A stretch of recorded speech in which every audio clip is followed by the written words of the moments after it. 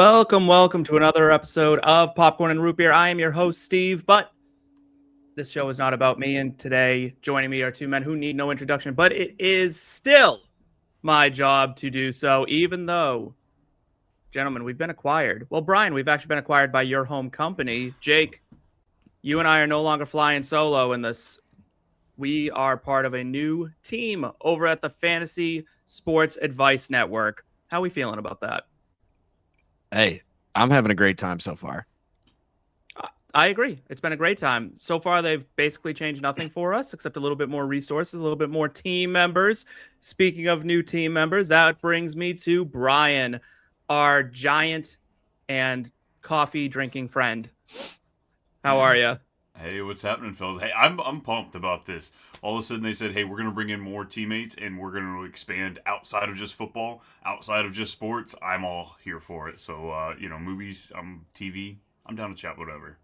Yeah, we're going to be talking a lot of movies, a lot of TV in the coming weeks and going forward because Popcorn Root Beer is no longer just a movie channel. We are pivoting and covering the upcoming TV show, Apple TV show, Lucky.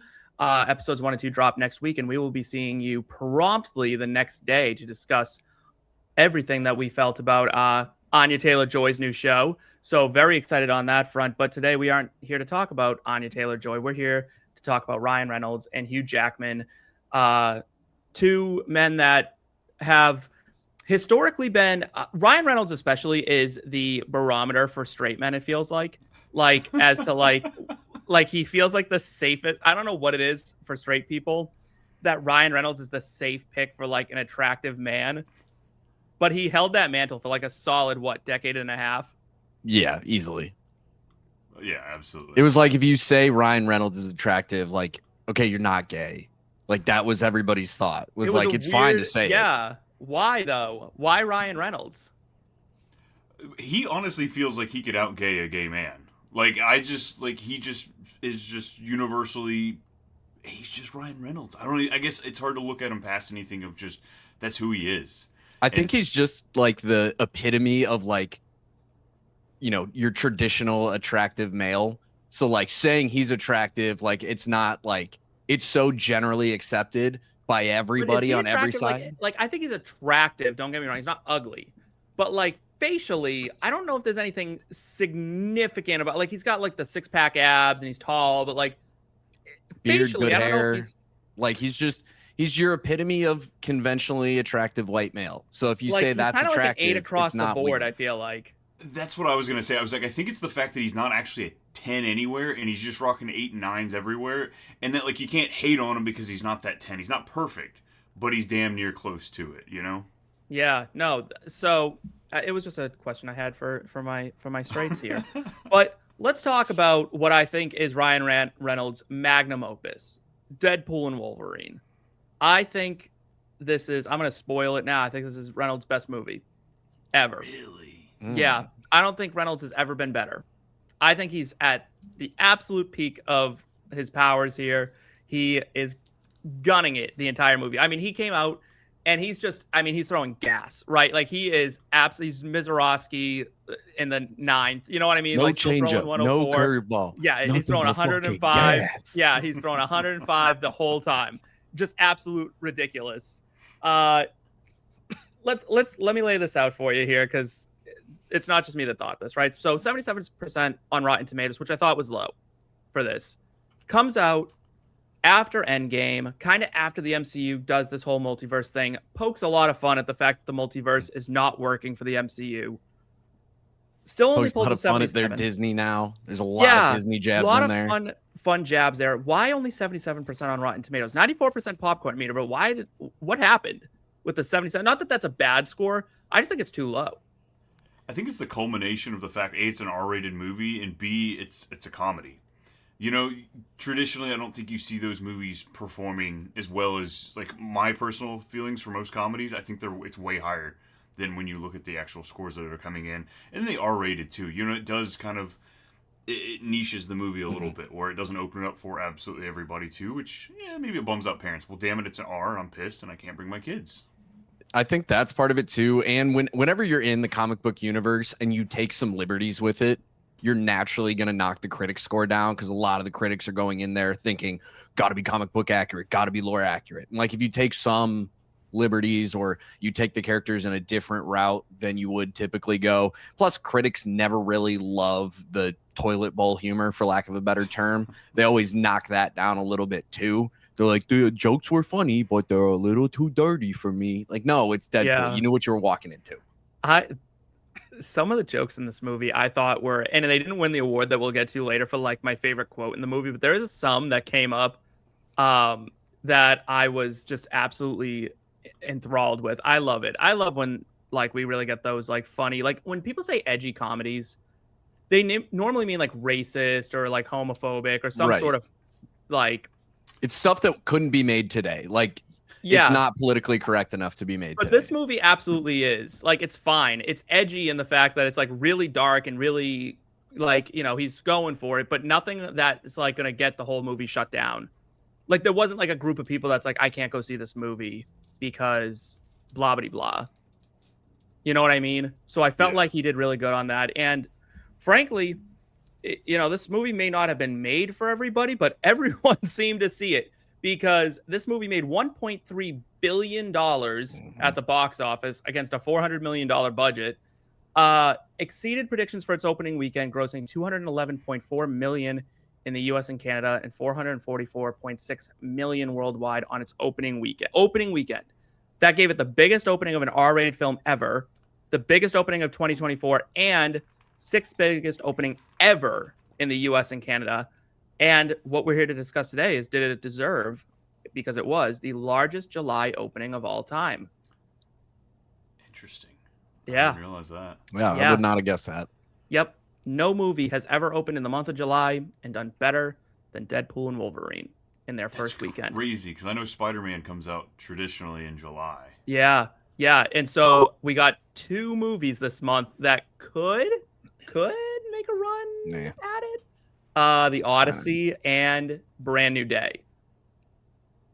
Big time movies, big time blockbusters, and we will be breaking both of those down here on Popcorn and Root Beer. Very excited, as well as Evil Dead Burn, which I'm very excited about. All right, back to some facts here. 128-minute runtime. Kevin Feige, head of Marvel, originally against bringing back Hugh Jackman. He loved Logan, loved the movie Logan. Did you guys like Logan? I didn't really love Logan. I thought it was fine. It was good. I thought it was good. I thought it was well I wouldn't made, put it in my top 10 Marvel movies, but it was like the Christopher Nolification of Marvel. It strikes a mood. Like, I think it's one of the better ones, but in its own category. Like, and it's in its own tier, kind of a, you know, like, if I'm looking for a bunch of the guys going at it, a bunch of the superheroes going at it, this isn't the one. But if you're looking for kind of a slower pace, a more like movie film, I guess, if you want to look at it. Yeah. So Hugh Jackman wants to come back. He basically begs Kevin Feige to let him come back. And Feige says, fine, you can, as long as you wear the classic costume. That's the deal they struck. I did appreciate the costume coming back. I'm not going to lie.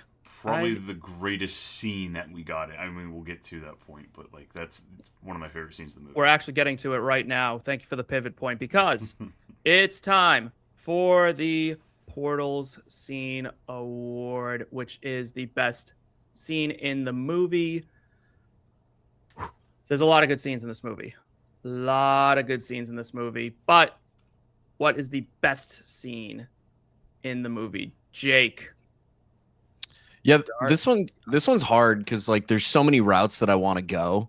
Like my personal favorite scene is all of the Deadpools showing up, the battle, the one shot through the bus fight, all of that is awesome. You could go with the traditional like superhero moment where they lock arms, the costume pops off, we just stare at Hugh Jackman's abs for 30 seconds, not complaining. It was awesome. Made me want to go to the gym. But I don't know. I don't know where I lean here. I think I'm going to just lean into the meme of it a little bit. And I'm going with Rob Delaney showing up as Peter to save the day because everybody loves Peters. I love that like all the Deadpools are some sort of pool. There's Peter pool, dog pool, kid pool, cowboy pool, girl pool. Nice. Well, that's the thing. We call them that. But realistically, in their universe, they are just Deadpool. I know. It's just funny to me that like they just I know. came up with these names, and it's just fantastic. Nice Yeah. pool. Yeah. But yeah, No. Peter showing up was probably the like biggest smile I got on my face during the whole movie. Didn't incite like a laugh, a smile, a laugh, a cry, anything like that. It was just the pure like joy that I saw when Peter saves the day. Yeah, that's a strong scene. It's like a fun scene, except for the fact that it carries a lot of weight where it kind of stops the I guess pre-climax of the movie kind of weirdly, where they're like, all these Deadpools are gonna kill you, and then Peter shows up and is like, no, don't, and they're all like, okay. But that Like plays into the nature of Deadpool and the meme behind like edging. Like they're edging you. You're not allowed to get to the climax. Yeah. We're gonna cut this off a little short. We're gonna make you wait for it. It plays into the meme of Deadpool so perfectly. I think it does. It's so funny because it's so absurd. Like, yeah, you know what? You swayed me. That's a great scene. I went with Deadpool at the TVA. That whole thing where he's like Marvel Jesus, and then like Thor crying over him, and then it keeps coming back where he keeps wanting to know why Thor was crying, like holding him. The guy like down below, like when he starts like falling towards him, and Iris by the Goo Goo Doll starts playing, just the whole thing. The Predator costume maker who keeps like grabbing Deadpool by the balls, and keeps like groping Deadpool. Just all of it is fantastic. There's so many jokes in that single moment. Like that one scene probably packs 15, 20 jokes in it. Oh yeah. Like the amount I mean, of he just Disney goes hits nuts there too. Like smacking Disney right off the bat as soon as we get into this. Yeah, they smack the shit out of Disney, and then they smack the shit out of Fox real hard right at the end. Yeah, it's fantastic. I think it's fantastic. That's a great scene. Brian, what you got? Yeah, I think I've got to like kind of alluded to it there with the costume, but it's when Wolverine puts on the mask, man.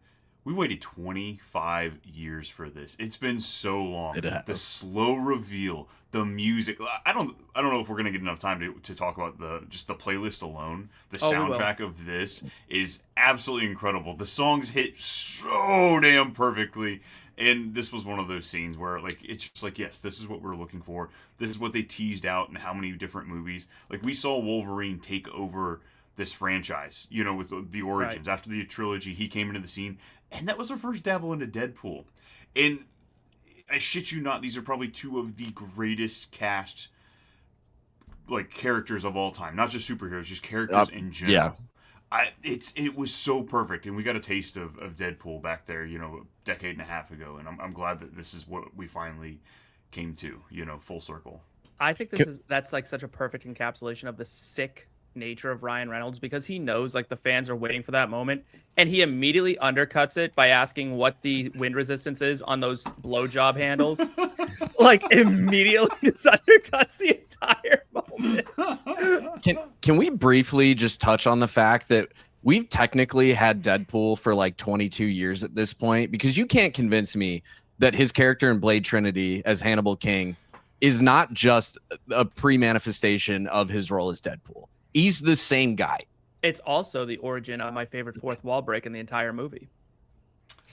It's true. Where he's like, I don't like you. And he's like, you never did. Like, just fantastic. Like, just big fan of that. All right, enough glazing this movie up. It's time to tear it down a little bit. Weak Link Award. Who or what drags this movie down the most? Brian, kick us off. It's got to be Cassandra Nova for me. Look, Emma, really? You did good. You did good. I thought she was played well, but the character, it's just fine. It's just fine to me. Like it.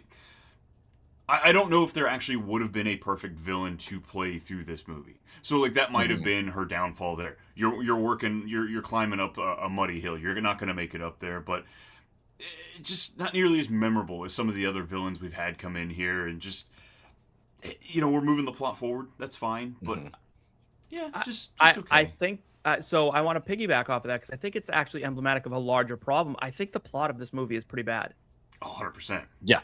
I think the plot of this movie is pretty bad. Like, I love this movie. Don't get me wrong. I think it's fantastic. The movie itself is shit. Yeah. But it's amazing. It's encapsulated. It's amazing. It's amazing because it was done really well. but is in terms of like the plot makes no sense, and it just doesn't really. It's so weird because the motivations for any character whatsoever make no sense. It felt like they were like, we just need to get these guys together. How are we going to do that without fucking up the MCU? And they were like, stick them in the void. Yeah, pretty much. Like it just was, yeah. It left a lot of questions. I would have probably liked it better if it was just Deadpool and Wolverine boop bopping along to different parts of the MCU, trying to figure out how to become a part of the team. I think that would have been a better plot. Yeah. I'm in the same boat as Brian here. I also went with Cassandra Nova. I can't believe I'm saying this about a Deadpool movie, but her role is too over the top. Like it's overacted in a great way. Like Emma Corrin did a great job with the acting because it's clearly what the script called for and it's what the story called for. But it's, again, just not a great villain in general. And I think you could have had other villains be in her role, or obviously you have to go a different route with the story then. But yeah. not my favorite villain in a superhero movie. Emma Corrin is slowly but surely becoming one of those actors who I feel like always brings it, always elevates the role that they're given. You know what I mean? Like, she's very, who am I thinking of? A very Tilda Swinton-esque, where give her material, she's just going to crush it. Yeah. Good or You're bad getting material. 110%. Right. She's always going to give it her all. For better or for worse. But the weak point of Cassandra Nova, I think, is that she's so OP in terms of like what she can do, is that the only way they could beat her was for her to be stupid for like 30 seconds for some reason. Like she goes, and this always drives me a little crazy in movies, is when the villain who is obviously incredibly intelligent becomes an absolute fucking moron for a solid 30 seconds. Like she didn't need to do the whole like finger fucking of Wolverine or Deadpool's head again to like blind herself so that they could put the helmet on her, right? And then she's like, oh, this person at the TVA crossed me, so now I'm going to make the whole world the void. It feels like a weird, drastic jump. I have more questions about her down the road here. But we'll get to that in a little bit. Everyone get to give their week link here? Yes, we did. Blink and you miss a gem. Hidden detail, it's gold on rewatch. So many of the jokes. Many of the jokes. It's kind of just the movie. Yeah, the whole movie is like a bunch of Blink. What's the one that I'm thinking of that I really loved where it's like, oh, I got a big surprise for you. And he's like, that's what Scoutmaster Kevin used to say. And that to me is one of like the funniest lines I've ever heard in my entire life. And it's a callback because it's a repeated joke, the Scoutmaster Kevin thing, like where he gets his head cut off and his hand's just feeling around and he touches the guy in his private area and says, Scoutmaster Kevin? Like it's a callback to previous ones. But I think just there's so many callbacks in here. Like you get, like you said, the Blade reference, which was my pick for this award, where he's like, I never liked you. I don't like you. You never did. Like that fantastic. To me, because it requires you knowing that Ryan Reynolds was in the much maligned Blade Trinity. Hot take. It's my favorite Blade. We've gone over that before on this show. I don't need to go down that rabbit hole again. It's the best one to love. But because it's so bad. It's one of those. It's so bad you love it. It's like Sharknado. Like I can appreciate that. Isn't Triple H in that? Yep. Yeah, I thought that was weird. I thought that was a weird movie, and I loved Blade. I don't think I liked that one. I don't know. Brian, what do you got? I really didn't nail down any one in particular because so much of this is just it's fast, it's quippy, it's Ryan Reynolds at his greatest.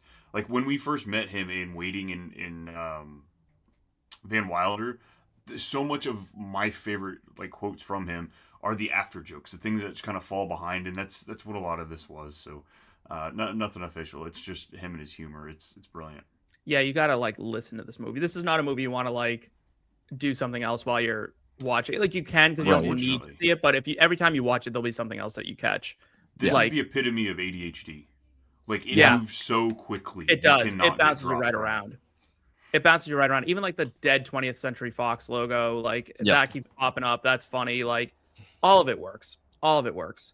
I'm gonna skip the Dazed and Confused Vibes only performance award because I don't have anything for it unless you guys have something. There's a clear answer. Oh, all right, go for it. It's Yukio. Oh, it is always Yukio. It's always Yukio. Yukio is the epitome of just there for the vibes. Yeah, she is vibes. She's great. I love her. Blind Al could also have gotten that award. I think that is always a safe bet. Brian, did you have anything for that, or are we good to move on? We're good to move on. All right. What we got? Is there a better title for this movie? Not gonna lie, Deadpool and Wolverine doesn't feel like a lot of effort was put into that.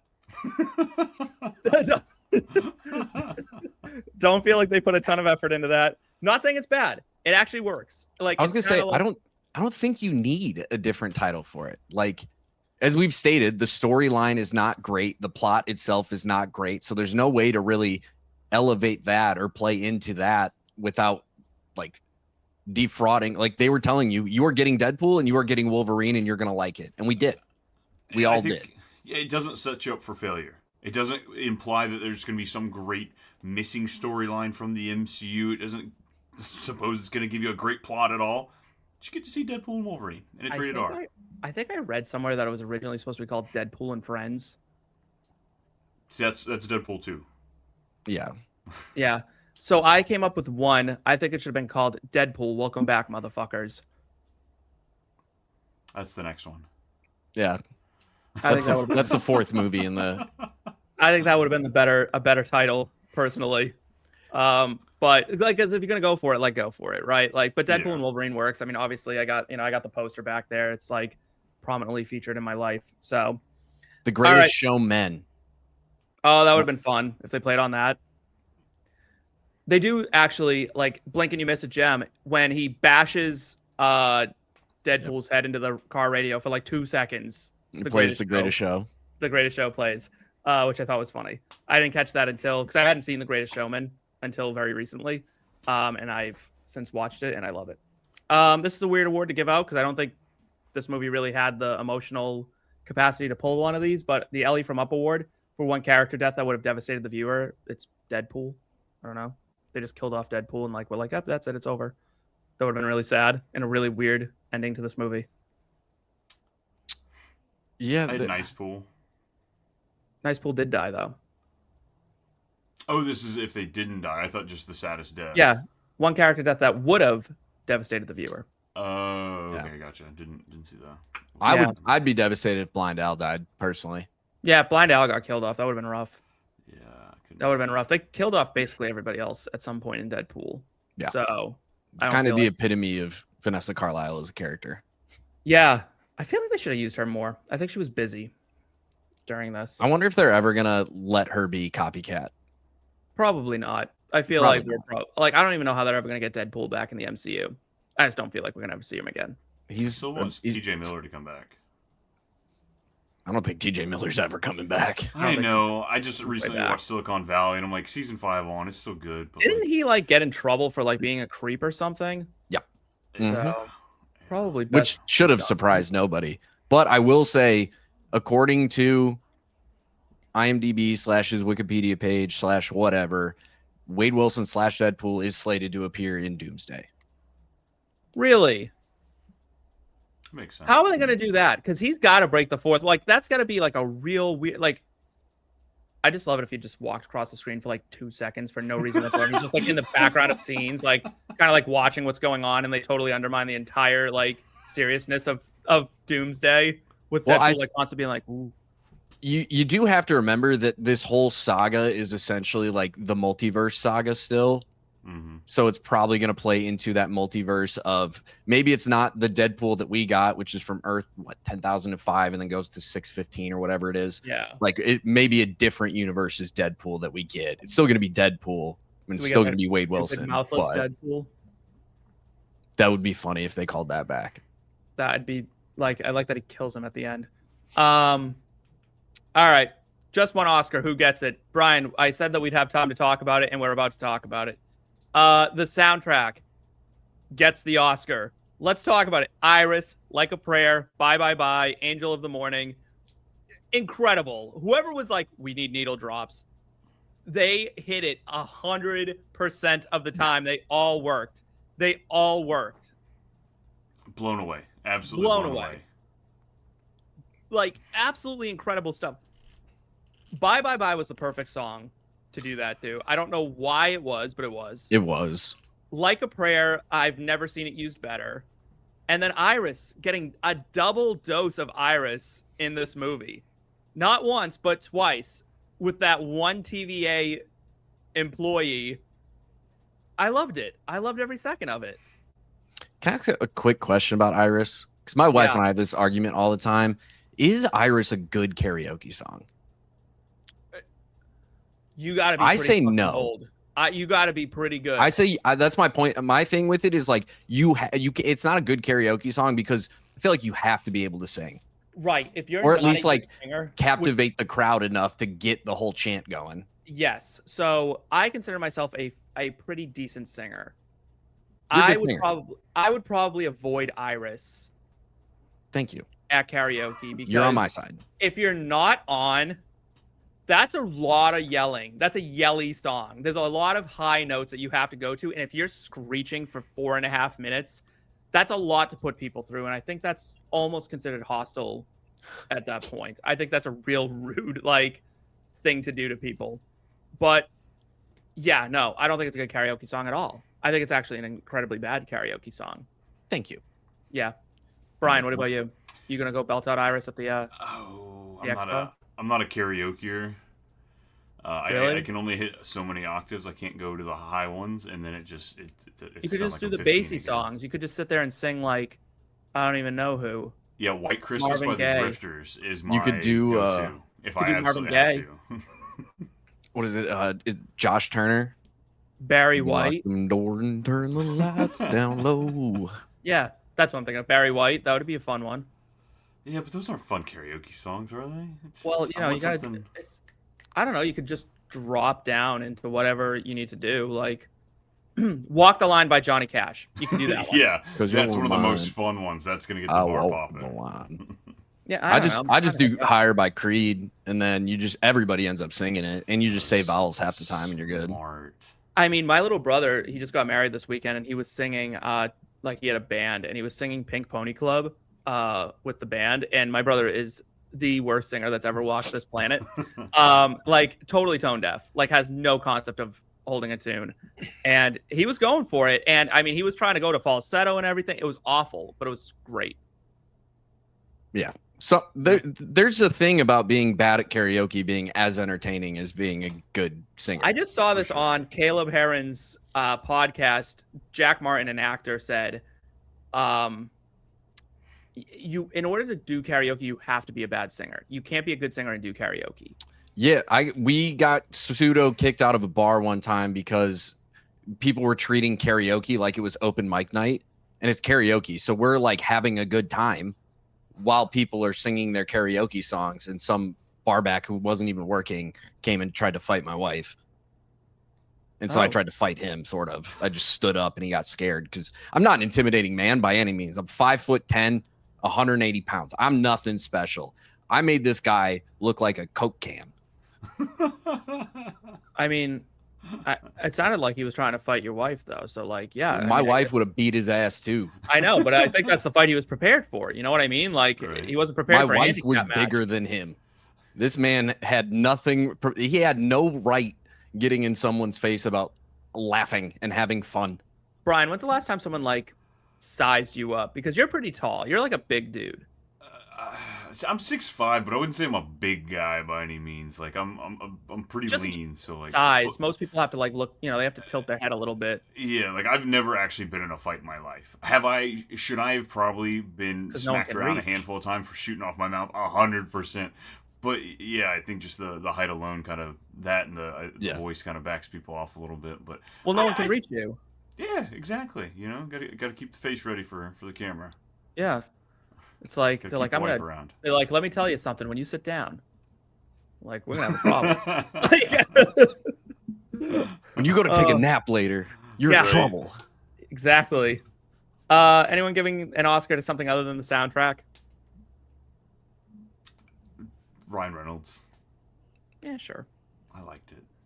I was actually gonna go with special effects. I think the effects are good, and they're I they're bad would- when they mean to be bad. Except for one situation. I would say I would agree with you, except I'd disqualify it strictly based off of the scene where they jump out of the back of the bus. I don't know who did the rendering on that Wolverine. It was absolutely terrible. I haven't noticed that, so I'll have to go back and Go back and watch that and watch. Brian, I hate to take away from your moment. When he pulls the mask on, it's very obvious that he didn't have like a mask back there. So he kind of just pantomimes pulling a mask over his head because it doesn't follow like a great path. It kind of just clips, like appears. see, I haven't noticed that either. I think I'm just so excited when it happens. Right. Yeah, like he kind of does one of these, and then like it just happens, and it looks kind of fucked up. It's funny, your hand kind of glitched out too when you did it, so it Yeah, worked no, out that's well. what I'm saying. Like it's that's what I'm saying. So That's awesome. Yeah, I don't know if I'm gonna watch this movie for a while because I need to forget about those mistakes so I don't notice them. you gotta Ignorance is you gotta bliss. watch it. You gotta watch it because it's definitely worth checking out. All right, is this movie better with Gwenyth Paltrow, Joe Pesci, Adam Sandler, Viola Davis, Nick Offerman, or Jim Carrey? I think Jim Carrey could have given us a fun Deadpool alternate. Like, just, he's wacky. He would have fit in well with some sort of, like, something cool. It's kind of the route I was going, but with Joe Pesci, like Italian Deadpool. Pesci pool. But I was also thinking, how funny would it be if, like, Joe Pesci was their guide to using, like, the time variance and jumping to the different, like, timelines? Like, what Yeah. if just Joe Pesci was a tour guide of the timelines? That would have been fun. I had Jim Carrey as Paradox because I'm gonna pivot right into my Thackery Binx Let's Recast that role. What I didn't like the guy who played Paradox really at all. I thought he was kind of bad. Yeah. I thought he was like he wasn't funny enough to play off of Ryan Reynolds. I don't know. He seemed uncomfortable. It seemed like he was like. It almost felt like you could tell Reynolds was kind of riffing, and this guy was like, "I need to stick to the script," and it felt really odd. I can see that now that you bring that up. Yeah. Yeah, I think Jimmy Carr like was their idea of who they wanted to cast, and then they were just like, "Oh, we can't get Jimmy Carr. All right, find another British guy." Yeah, Jimmy Carr feels like a really good comp for like who they were actually looking for. Or like Ricky Gervais even could have worked. Like there were routes they could have all gone. right, can we? This is such a weird thing to do because we're an entertainment show and we want to like keep our relationships open to possibilities here. But I am so like, I think Ricky Gervais needs to go away. He kind of has. Like I'm happy about that. Like his shtick of being like, oh, I hate the way that everything is now because everything's cancel culture is just, bleh. Like it's boring. It's done. If I hear the word cancel culture one more time, I'm going to lose my mind. Like the second you say that as a comedian, I'm like, you're not funny. You just don't have any jokes. So you have to complain. You sound old. It's very like, I don't know, instant like unk status, like done. He is kind of old. If I let me check his actual age. Yes, old as shit. Yeah, he is. Yeah, 65 years old. He's at that point where that's all we're gonna hear coming out of his mouth. Yeah, I just have such an appreciation for Rick. Like he does so many things so well, and just his the career that it's hard to kind of look away. It's like when your favorite football player does something messed up, you're like, yeah, I didn't hear that. Yeah, he's like the guy that like when I want Ricky Gervais, I can seek out something Ricky Gervais, and then when I don't want to, I have no problem just ignoring it. Yeah. I'm just happy he's not hosting the award shows anymore. I think I'm cool with that. Like Conan is significantly better at that than Ricky Gervais is. So I think Conan should host everything always, forever. Anyone got someone else they want to recast? Nope. No. Wolverine? No. We're cool with Jackman and not Henry Cavill. Yeah. Okay. Cool. As stated previously by Brian, perhaps two of the most well-casted characters ever. Yeah. No, it's perfect. I was just like kidding about the Hugh Jackman thing. I don't want anyone yelling at me. I just want to say, like with Batman, with Superman, we've gotten so many different with Spider-Man, we've gotten so many different actors to play all of them that we all have our own. This is Batman. This is my Batman. This is my Superman. Mm-hmm. If they tried to recast these roles, every single person ever would agree. No, Hugh Jackman is Wolverine. Ryan Reynolds is Deadpool. Like, you can't recast them because they've done so well in the role. Yeah, no, they did great. All right. Center's shot of the film. This is where cinematography nerds get to splooge in their pants. It's the shot that makes people go like, oh, wow, that was quite the shot. Hard to do in a Marvel movie, I think. It is. And it's hard for this one, too. Like, there's not many. When I think of it as like a still versus like a scene. Because, like, I would argue, like, cinematography wise, the one take fight scene is like any well done one take fight is an argument for being this scene. And I don't know if there's one that like truly stands out to me in this movie. I think if I'm gonna make an argument, it's probably the scene of Wolverine and Deadpool walking in front of the shops getting ready for the fight with the sparks exploding behind them. Yeah, like I think that's probably as close as you get. I think this movie has the coolest way anyone's ever unsheathed a sword in history, where Deadpool kind of like uses momentum and like bucks it out, and then like it's slow motion, like shoots out of his sheath and he like snatches it out of the air. Mm-hmm. I thought that was pretty sick. I had the Ant-Man head opening and Cassandra Nova stepping out. I liked that. That was pretty cool. Yeah, honestly, some of those shots there in the void, like as ugly as the void is, it was badass just seeing it cut across the pan and seeing them. Honestly, when they're all in the little ball getting hiked in the car, there's still some cool stuff there. Chris Evans, man, what a cameo that we got pulled in there for. That was an incredible cameo. Yes, incredible cameo. Just absolute. Didn't see it coming. And then the fact that he's Johnny Storm instead of Captain America, the whole thing. Right. It worked on every level. God, it was so good. It was perfect. It was perfect. Okay. This is like kind of an old like category, but it's been redone. So it's no longer the LeBron James Award. This is now, is this movie on the actors' Mount Rushmore of their roles? So like when they die, will it be one of the 4 like IMDb, like it'll be like best known for blah blah blah blah blah blah blah. And I just asked you for Ryan Reynolds and Hugh Jackman because I don't think anyone else played a big enough part in this movie to really matter. Yeah, I agree with that. Yeah, and I think for Hugh Jackman, no. What are the 4? The Greatest Showman probably ends up on there. You could pick so many of his appearances at Prestige. That's Prestige. What about that Prisoners movie? Remember that one where like that one's like super fucked up and slept on, but like him and Jake Gyllenhaal, and is it Stanley Tucci who plays like the creep, or who is the creep in that one? It's not Stanley Tucci. That's Lovely Bones. No, it's not Tucci. I'm trying to, I don't. Oh, man.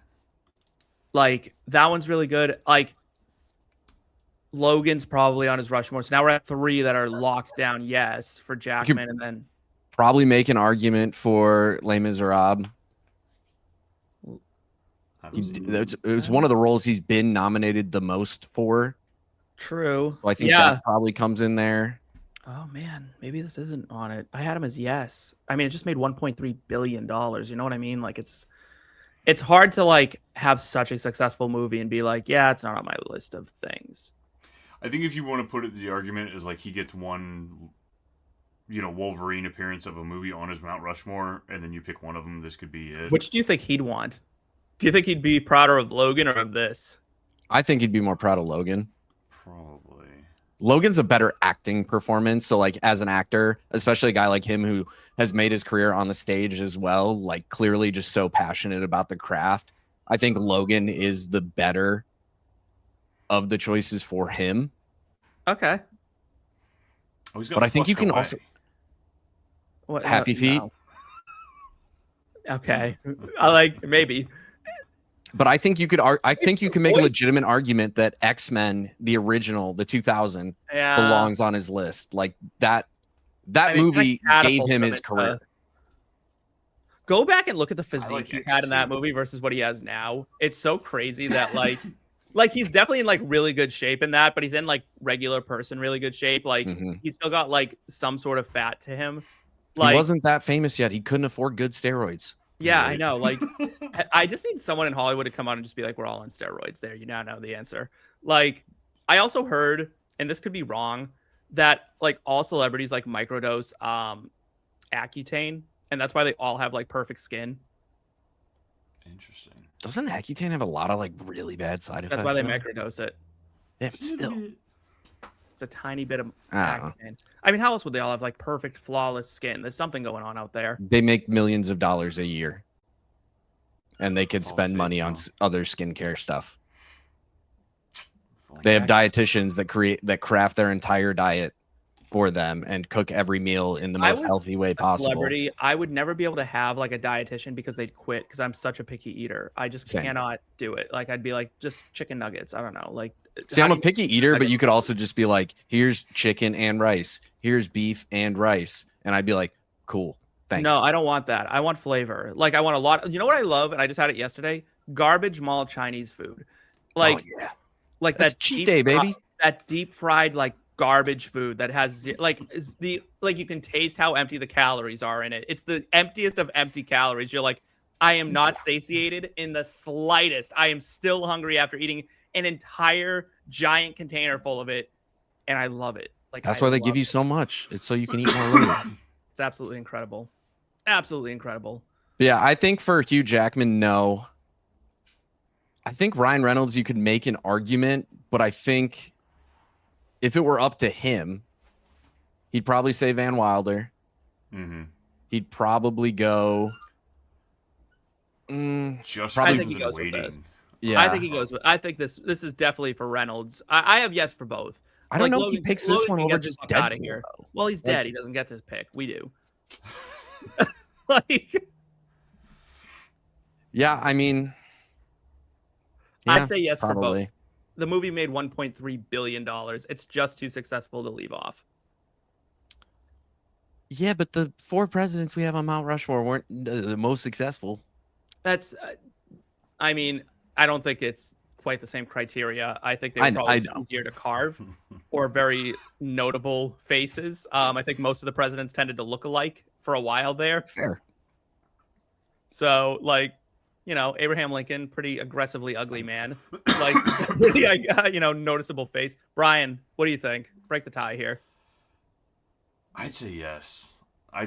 Just what he was able to accomplish. Like, I do agree with the whole Deadpool 1 would be the way to go, but what he was able to accomplish by doing this, he broke into the MCU. Whether he's a significant portion of the actual storyline, the arc, anything, I don't think he has to be, but he broke into the MCU. He got it established. He got sequels. Like, this was a long thing coming. Like we talked about, this was 2009 was the first time he got to see him as Deadpool. The rumors were there until the movie was finally made. I think that there's just so much that he did in this. He made fun of every one of his movies. He made fun of Blake Lively. There was a reference to her in Gossip Girl at one point. You know, like, we got so much greatness out of this movie. I don't know how he wouldn't, have it up there. He got his wife into the movie. She is Ladypool. Yeah. Comment below. Let us know if this is on their Mount Rushmore. But we're moving on. John M2 Award for if a movie is too long. Maybe 5 minutes. There's probably 5 minutes. Yeah, I think. This movie. And I know exactly where it is because I'm going to get to it in the next category. But, like, what do you guys think? Yeah, I think just if we jump to the next category, I think, like, we can all find a spot that works for the 15 minutes of lame, but I would say there's so much humor. Like, you don't get any dead time without missing a good joke. Yeah. It's a superhero movie. They came under the mark. I don't think there's much to complain about. Yeah. Like I said, 128 minute 128 runtime? minutes. So 2 hours and 8 minutes. Not the worst. Not bad. I said you could cut Wolverine's background trauma. Probably be fine. I'm fine cutting most of the birthday party scene. Yeah. My favorite part of that is they pull on Peter's piercing. Yeah. Yeah, you could cut the birthday scene. That probably didn't need to happen. Anything else? I'm trying to think. I think that's most of it. I think I could have done without Wolverine trying to sway Cassandra Nova into thinking that Professor X would have saved her and loved her anyway. Pretending like we cared about the plot, I guess, yeah, that was a miss on their Yeah, part. they leaned into that Yeah. pretty hard, I thought. All right, just for the sake of moving right along here, trade deadline deal award for one actor or role the movie could have brought in that would have made it an award contender. I am happy to kick this one off because I said instead of X-23, we needed one more nostalgia choice. May I present Edward Norton as Hulk? Oh, God. Yeah, that would have been fun. That would have been way more fun. That's a good one. I didn't really have one here. I think like the plot's better if you just make this a Thanos is the bad guy movie. Another Thanos movie? Yeah.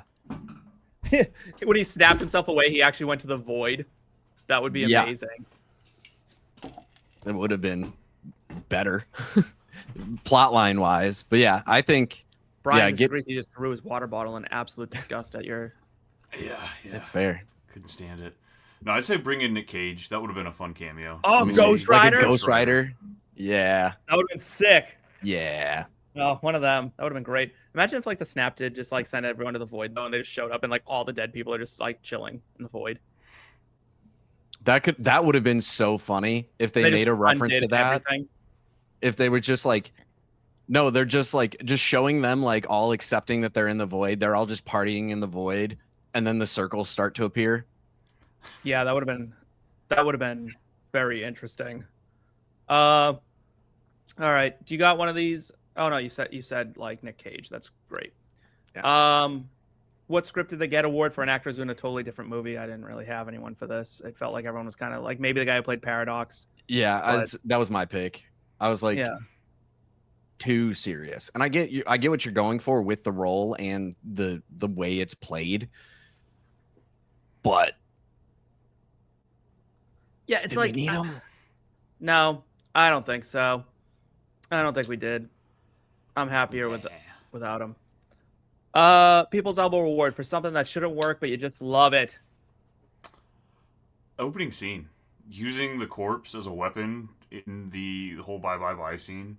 Like, absolutely. It should have been stupid as hell. It was stupid as hell. But I do love when the music doesn't match the tone of what's happening. Like, this is a very gratuitous, like full-on violent scene, and it's played to a boy band music. Like, I love when they do stuff like that. Gratuitous violence in a way that is so ridiculous it becomes comical. Like, this movie's pretty gross if you like don't go over the top with it. You know what I mean? Like, I mean, like a Tarantino movie, yeah. Yeah, it's like there's a way to do this movie where it's absolutely like unpalatable to a viewer. Like if the Evil Dead director had like Deadpool and Wolverine, this movie would be unwatchable. It'd be like X-rated, NC-17, banned in 15 country kind of deal. If it was them, if it was Alex Garland and Danny Boyle. Yeah, like England would absolutely like ban it. They'd be like, no, you can't air that here. You have to cut an hour of its 2 hour and 8 minute run time. Like, absolutely.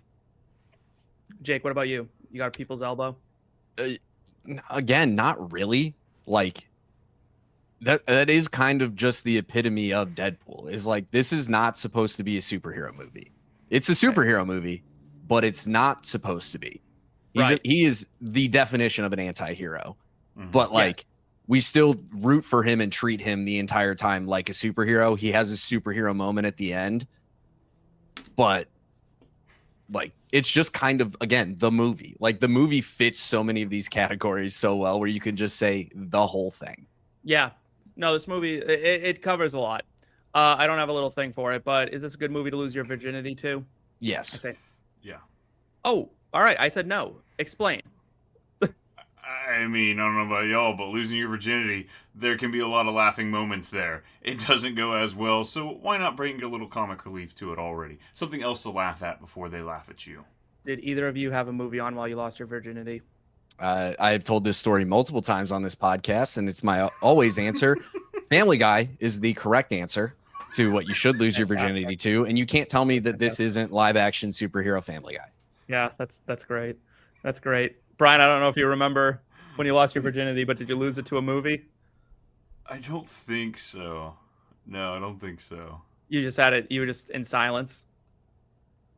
Yeah, actually, yeah. Trying to keep Somehow quiet so nobody worse. else heard. I feel I definitely had something playing. I just can't remember what it was because it's because I'm gay, right? So like the sex talk kind of happened throughout school, but they never really covered how to be gay. So I kind of like it was useless. I felt like I kind of went to driver's ed and then immediately got into like a motorcycle. I didn't really know what I was supposed to be doing. Driver's ed, but you can only travel with planes. Yeah, so I'm like they didn't really cover what I needed to know. So I really needed to like focus a bit, but I like didn't want to be like, oh my god, I don't know what I'm doing. So I had to have something on in the background. I wish I could remember. It's been a while now, so oh well. That's awesome. Yeah. 12 on 18 Tin Cup Award for surprising decision by the filmmakers. Just the graphic nature of the movie, being a Disney movie. I thought it was surprising enough. I didn't think Disney would be this cool about it. Agreed. That's what I was most worried. Like, if we were doing this show in lead up to this movie coming out, I would be like, it's a Disney movie now. It's going to suck. Yeah. And then it just still was Deadpool, which made me so happy. They went more extreme where Disney was like, we have to let them go crazier than they've ever gone before. Right.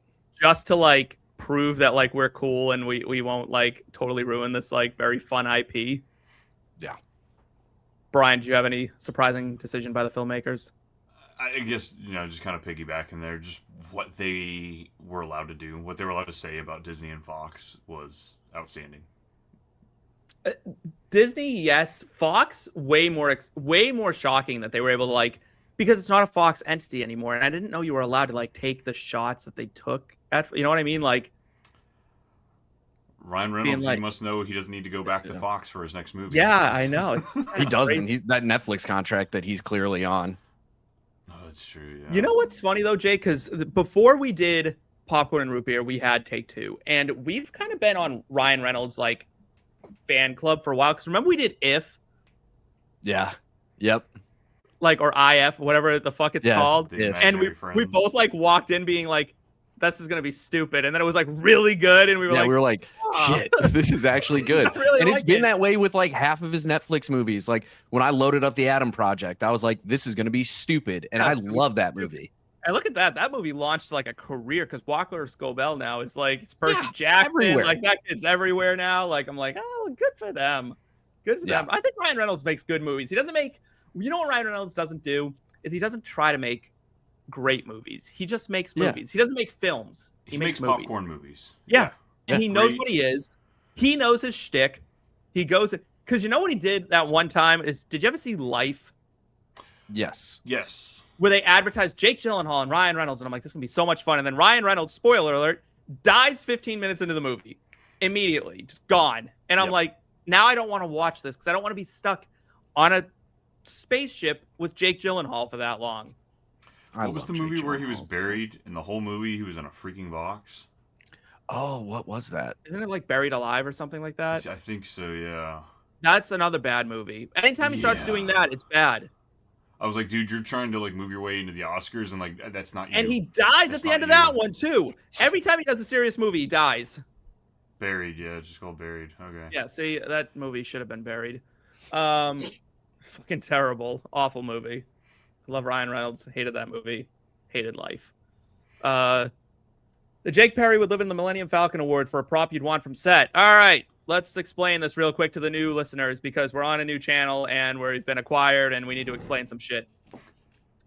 The rule of this category is it has to fit in the home you currently live in. But I could live in the Millennium Falcon. Now, I'm just saying. I made a one time with on the Hereditary episode we did, I made an exception with the treehouse because it can go in a tree. I guess y'all also don't know this about me. I live in an airplane hangar, so I can fit pretty much anything in here. Don't look around. This is what an airplane hangar looks like. I was gonna say, like, where? This is the office. It's a model airplane hangar. So just a real big barn door. That's all it is. Right? Yeah, exactly. Let me submit some of these for your approval. Gambit's deck, I think would be really cool. Elektra's blades, Blade's guns, or Deadpool's mask, or Wolverine's mask if you're really feeling frisky. None of the above. I want the gold Deagles. Ooh, yeah. Gold-plated pistoleros Yep. that he kills Nice Pool for. Yep. Can You're I a say soldier. dog pool? Yeah. You can say dog pool. I actually, no. Yes. rule You could no. say you could say dog pool. No, you can't. He's not a You can prop. absolutely It's say a living being. That's not a prop. That would be like Fine. saying Blake Lively's a prop. I was gonna say No. so. Electra was off the table then. Yeah, and you're married. Let me remind you. My wife loves Jennifer Garner. I was gonna mean, say if I brought Lady Pool home, my wife would be having You a show field up day. with Jennifer Garner, and you're like, "Hey, babe, I have this now." She'd be like, "Let's like we're yeah, that's because it? we're You now don't- cashing those Capital One checks. All of us, we all get to cash those checks. That's true. Do you sleep in the same bed?" Is the question. I'm kind of tall and lanky, so we'll get her one right next to ours. You Actually, have well, a- she can have her own room. That's You're fine. not that tall. It's not like Shaq has probably had 2 women in the same bed. Oh, I'm sure. Oh, his bed is huge. I don't think he Yeah, could like fit if his you bed could in figure my it out, room. you'd have Jennifer Garner in a separate bed. Well, I mean, Why you wouldn't you said be it in a can't piss separate off the bed? wife. Why Fine, wouldn't they- you be in a separate bed? If you Yeah, guys are now a actually- throuple, I'll starfish. I don't mind having my own bed. I am cool with it. Sometimes just when we get a saying. hotel when we travel, we'll get the 2 queens instead of the 1 king. And you know what? It's got plenty of space over there. yeah, no, Jake, do you think your wife would be cool if you I brought home Jennifer Garner? She'd be more cool if I brought home Blake Lively, but yeah. She'd be more cool if like She knows my crush on Blake Lively and is very cool with my crush on Blake Lively. Do you guys have an imaginary like celebrity 5? Yeah. Me and my boyfriend do too. Who are like some like who's like your biggest like hear me out on your celebrity? Think Brian because we're in it now. so- Jennifer Aniston's been on that list since. That's I not a hear watched me out. TV. No one needs to hear you out about Yeah. Jennifer Aniston. I could get into Jennifer Aniston. I mean, like, this is not a hard sell. I think probably the hardest sell on my list for most people would be Anya Taylor-Joy. Yeah, very. She's pretty, got such but a very unique look. Yeah. Yeah, that I feel like I would have to. But other than that, it's like Blake Lively, Julianne Hough, Hilary Duff. Jennifer Lawrence. Jennifer Doesn't Lawrence. really do it for me that Andy much. Black would probably be mine, or Brent Smith, one of the two. Yeah, I like. I don't think you have to convince many people about Andy Black. No, you do because I show them to people, and if you're not into men who look like lesbians, you're really not gonna like fuck with Andy Black all that hard. So like, it's just like. He does give Ruby Rose. That's fair. Yeah, like, and can see- okay. I have 2 types of men that I'm wildly attracted to. I like sweet, nerdy looking guys that like you just know they're good guys because of the way they look. And I love guys who look like they'd fuck up my life.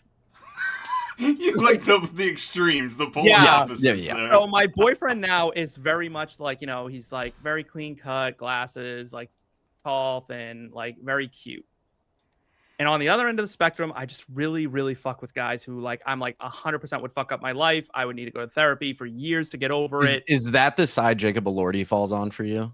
I'm not a huge Elordi guy. He's too I mean- tall. You've changed. You used to be a big Elordi guy. I like Elordi. I just don't want. I have a thing about really tall men because I am not very tall. Now, my boyfriend really kind of cuts it close to the point that, like, when we went on our first date, I was like, he might be too tall because I don't like how tall he is. Not out of like a masculinity issue, but more because it's just awkward to do anything with tall people if you're not a tall person. Yeah.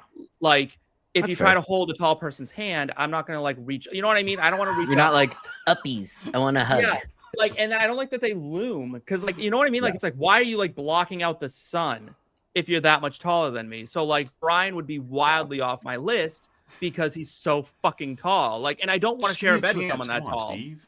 No, I don't want to share a bed with someone that tall. Like, because the fact that you need, like, we have to invest. In Oh, a so king-size you bed. don't want to share a bed with someone that tall, but Jennifer Garner has to. No, I said Brian gets kicked off the bed, and Jennifer Garner gets to I know. sleep with Brian's wife, or they get a shack bed, which is actually circular, which is very fun.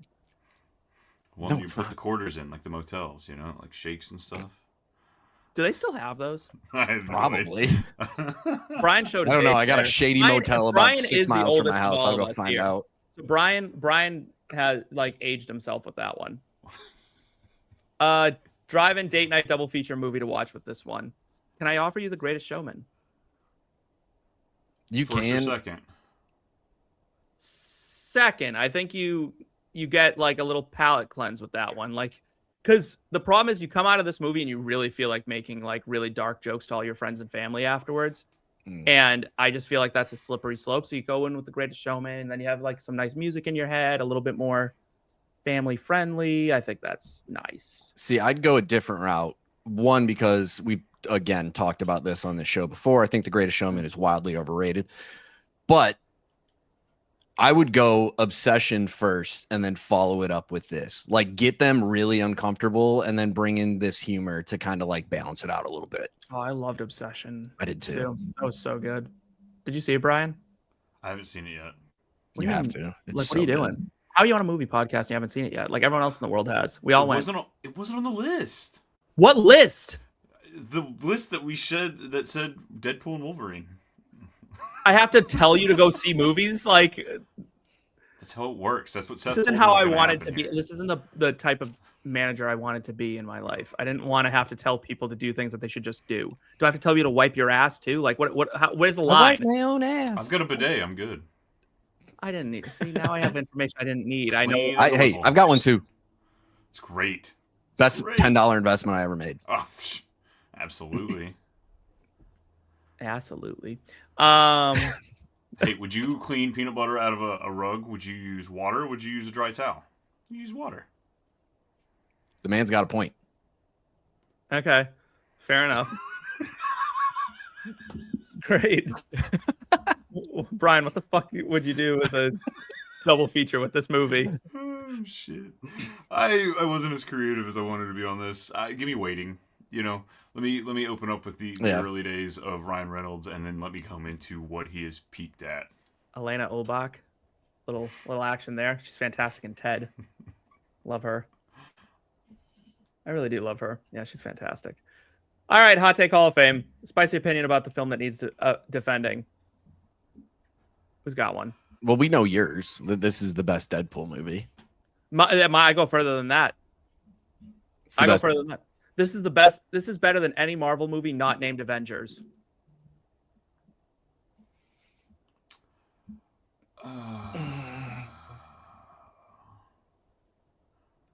The only one I think that can compare, frankly, is Thor Ragnarok, and I just don't think Ragnarok passes it.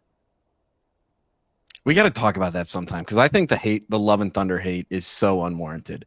Oh, but I disagree. I liked some of that movie. I liked the goats, weirdly enough. I thought the screaming goats was actually a very funny bit. I like Natalie Portman. I liked her in that. Mhm. Natalie Portman in that movie seemed like she wanted to be anywhere but that set. Like, I don't know what was going on with her in that movie. I like Natalie Portman and other things. I like when. All right. This is not supposed to be about Natalie Portman, but here we go. Hot Take Hall of Fame. Natalie Portman doesn't seem fun. I don't think Natalie Portman has fun on sets. She, to me, is very Adrian Brody. I've never seen a movie she's I get done a different and thought, wow, vibe. she had a great time doing it. I think she's very serious all the time. Like Annihilation crushed it. If you put her in a movie where there's true pain and agony, she's going to crush it. You need her to have fun, and I just don't think she can. I think she's too classically trained. I think they beat it out of her in acting school. I feel like it's different. I feel like she's the one on set who's always like here for the vibes. Like, oh, we're doing this after the set today? Bet, let's go. I feel like you can just tell when she's in Thor Love and Thunder or any of these Marvel movies that she's like, the paycheck will clear. Like, it just is like, you know what I mean? Like, she's like, you know, what am I doing after this? I don't feel like she's really there. Like No Strings Attached. Like she was fun in that. You know, like I feel like that's what I'd hope she's like. You know. Yeah, I don't know. I just don't think it ever. It never really clicked for me. I think she's just too serious. Let's see that. I just thought of a great blink and you miss it one because I don't really have a hot take Hall of Fame one, so I'm going to go with this. It just kind of clicked in my head that one of the alternate Wolverines is lore accurate in that he's like 5 feet tall. Yes. That just clicked in my head right now. Yeah. No, that was like the joke, is that they actually gave you like a lore accurate one, and like I think they did it more to be like, look how fucking stupid this would look if we actually like went with this. Like it would just be incredibly dumb. And basically it's Danny DeVito or bust. And he's about 50 years too old, so we're not getting it. I think if I truly had a hot take about this movie, it's that I actually don't think it went far enough. I think it could have gotten so much worse in terms of like raunchiness, violence. I was gonna say, would you want them to like use a slur? Like, what do you mean? No, like, hear me out. No, one well-placed F-bomb, and I think we had it. Like, I think there were probably so many great jokes that hit the cutting room floor, and I feel like they could have just gone like full scented and just like put it out as far as you can go without getting, you know, racist, homophobic, etc. And it would have been one of the few movies that I think could have gotten away with that. Sure, I'll give. But again, I don't really have a major hot take. This movie again is so much you get what you were expecting out of it that I don't think there really is anything too hot to say about it. Fair enough. Yeah, Brian, you got a hot take? I don't know if it'd quite be a hot take, but just these cameos actually mattered. It wasn't the fact that we had fun with this and we're going to see, hey, how many cameos can we have? How fun could, like, these mattered to an entire generation. Like, millennials across the board. Mm-hmm. These were all of the loose ends that we were trying to tie up. We recently did a 2003 movie draft. And, like, we think this whole 3 superhero movies a year. There were 3 superhero movies in the year 2003. It was Daredevil, Hulk, and... there must have been a Spider-Man. No, it wasn't Spider-Man. Oh my god, what was it? Daredevil, Hulk, Ghost Rider? Nope. No, that was like 06. Was it Elektra? But X2? X2, there you go. Yeah. So, like, you know, we were getting this. We've had this for a long ass time, and I think being able to officially close the door on so many of these characters that we played What If with and played with the rumors. You know, was this going to happen? So, I like think Channing Tatum supposedly being Gambit for like 15 years. Yeah. It's about time. Where's the movie though? I would see a whole fucking Gambit movie. Oh Sure. yeah. That character was sick. I'm like, oh, wait a minute now. These playing cards are fucking flying all over the place. That's a sick power. In Jonah Hill, Gambit was one of my favorites in the comic books. Yeah, I know. That's sick. Jonah Hill's a chameleon. Bring him in. Put him in the movie too. You know, Jump Street Gambit. Love it. I could hot take that. No, no, thank you. No, thank you to Jonah Hill. I'm good on that. All right, let's speed run some of these. Legacy test. Is this movie still essential today? Yes. Yeah. I say yes. Yep. It's one of the best ones. Did this movie need more gay people?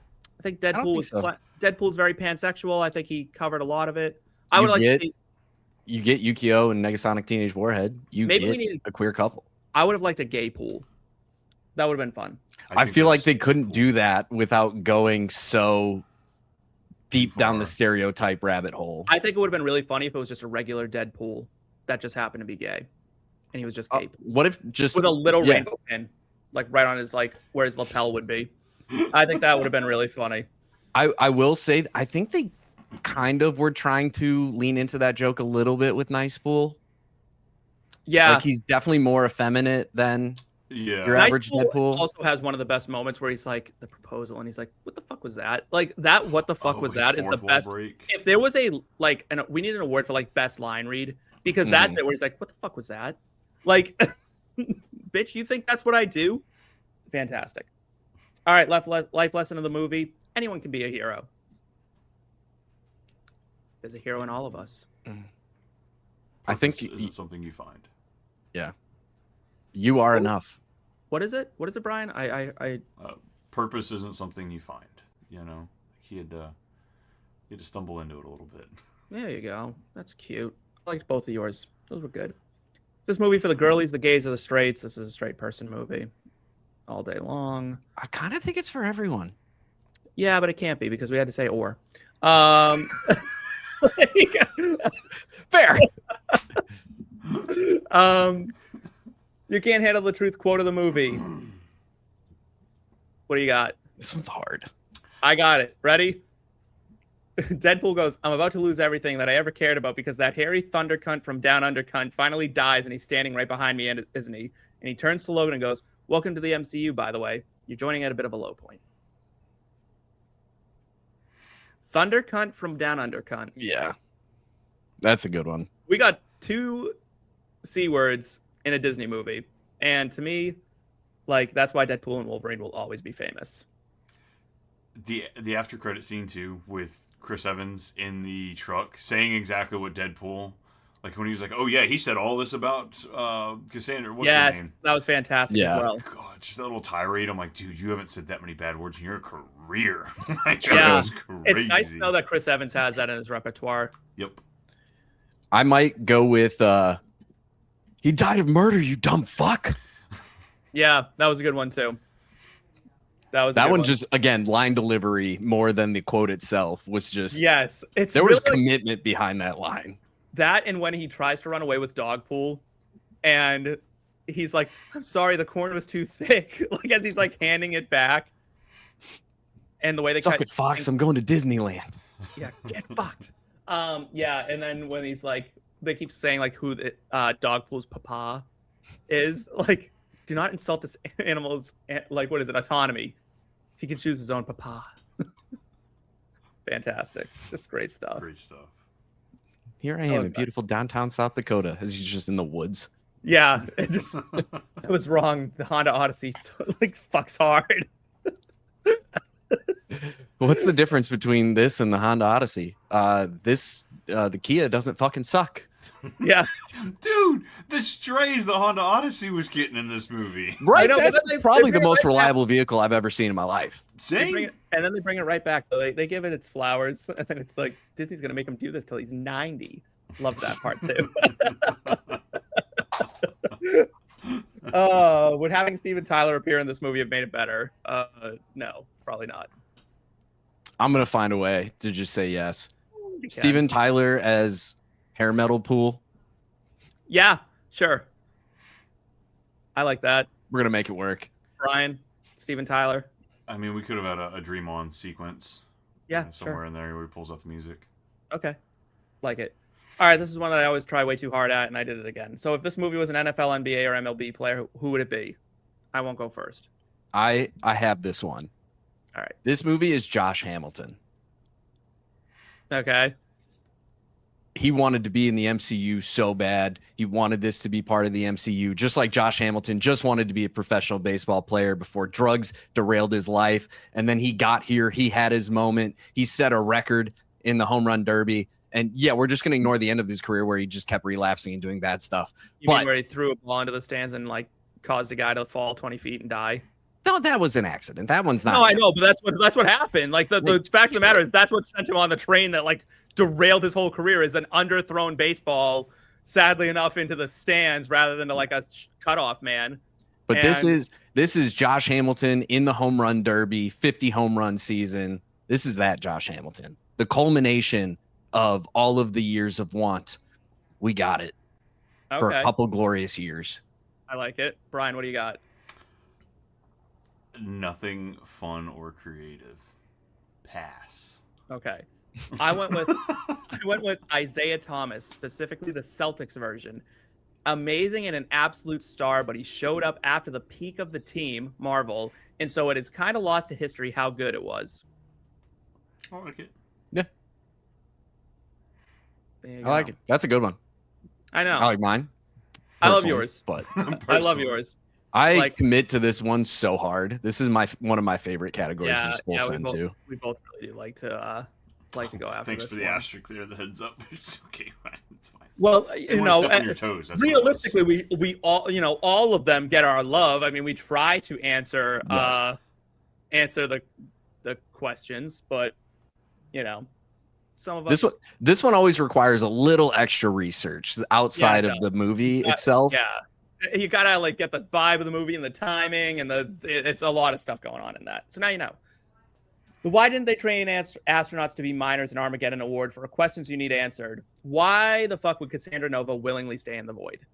She can get out anytime she wants. And she's like, oh, I have control here. Well, apparently you'd have control anywhere. You're a very powerful mutant. Why not just go take over, like, I don't know, Guam? My question is more Charles Xavier, if you know the lore behind him, he would have no problem killing his own sister if it meant saving everybody. She wouldn't have been in the board. He should have just killed her. But Logan's a historical dick rider when it comes to, like, all-time dick rider when it comes to Charles Xavier. True. Also, how do you try to strangle someone with your umbilical cord in the womb? I don't think you're, like, conscious. Yeah, but these are mutants. They were mutants in the womb. So, like, what happened when they were born? Why didn't she, like, burst out and, like, blew their mom up? I mean, how did they get born? I mean, they're still just born like children. Well, no, because apparently they're not. You think Beast came out looking like that? She's in there trying to, like, noose her brother, and, like, we're supposed to accept that, like, they're just born normally. I don't think so. Maybe she was just cognizant a little bit earlier, and then as soon as they were born, his consciousness kicked in, and he was able to, Jedi mind trick the umbilical cords away. I was gonna say they could speak telepathically, so, like, they probably had a few arguments in there. Somebody was upset with the leg room, and shit just went down from there. Yeah, maybe. We'll see. All right, MVP of the movie, performance, scene, or element that makes the film. I think it's pretty. I'm saying Reynolds. Yeah. Yeah. Great. I guess. Yeah, it's a very straightforward one. Yes. All right. Big question. Final rating out of 10. You can go to a decimal point. I'm curious, knowing how much you love this movie, Steve, I'm curious if this is one you're actually going to rate above me. I gave it an 8.3. You did rate it above me. Yeah. Anything above an 8 for me, it's like, I'm like, you should watch it. It's a great movie. You'll have a good time. I think if you enjoy comedies, especially R-rated comedies, you will have a great time with this. I would say it's as funny or funnier than just about any of, like, if you can put it with Old School or Anchorman or Dodge, whatever you want, you can put it with it, and it's just as funny or funnier. Yeah, for sure. I went 8.1. Oh, okay. So we're right there. We're right in there. I don't know why I thought you were going to hate this. I thought you were going to come. I'm like, oh, no, I love this movie. 5.5. Yeah. No, this is great. This is great. Brian? 8.0. I'm up there. I think it's a great, like, on my show when we rate movies, as far as how good they are as, like, a movie night movie. Like, when you want to sit there on the couch, you don't have to think too hard. You just want to enjoy it. Like, yeah, it's something I can easily turn on. Like, is this a great film? Is this Schindler's List? Absolutely not. But do I want to watch Schindler's List ever again? No. No, I'm good. Yeah, no. This is absolutely a better movie night movie. So, yeah. This is an 8. I think there are times when I'm not feeling all of his bullshit. All of the violence and extraness, but outside of that, like, yeah, this is an easy go-to. Yeah, I think so. Well, we've reached that sad part of the show where it's time for us to say goodbye. So thank you so much if you've tuned in for this long. If you're listening on, like, your streaming service or on YouTube or Spotify, Apple, whatever it may be, please consider liking and subscribing. Please leave a thumbs up or a review if that's what your site does. Subscribe to the whole channel and make sure you hit that little notification bell, because we have so many things that we're bringing you, including the Evil Dead Burn, the new Apple TV show Lucky. We're going to be doing an Odyssey review, a Spider-Man Brand New Day review, as well as more episodes like this. We're going to have plenty of Between the Screens action where we're breaking down betting odds and doing plenty of movie drafts. We're trying to bring you as much, like, stuff as possible because we really love movies and TV here, and we want to give it all to you. So for myself, for Brian Hartman, for Jake Perry, that's a wrap.